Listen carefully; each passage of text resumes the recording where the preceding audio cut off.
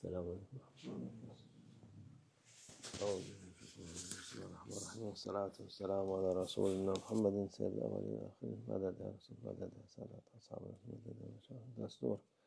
Ve ala şavla fazla seyyid Muhammedin meded. Tarikatuna sahaba vel hayru fil cemiyye. Peygamberimiz duası Allah'ıma evli hatarli.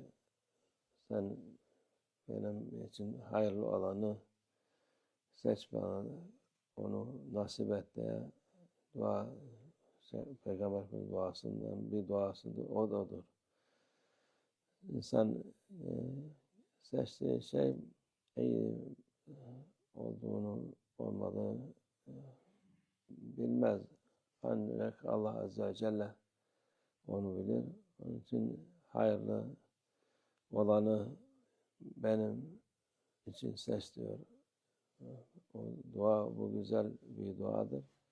Herkes için olması lazım duadır.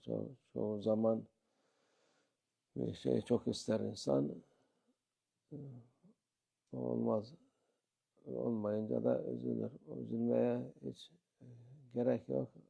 Çünkü Allah Azze ve Celle'nin iradesi oluyor. İşte o olmayan işte de bazen çok hayırlar oluyor. Onun için hayır olsun diye devamlı dua yapmak lazım. Ne gibi sıkıntı falan varsa onlar da o duayla kalkar. İnsanın içindeki o sıkıntı gider Allah'ın izniyle.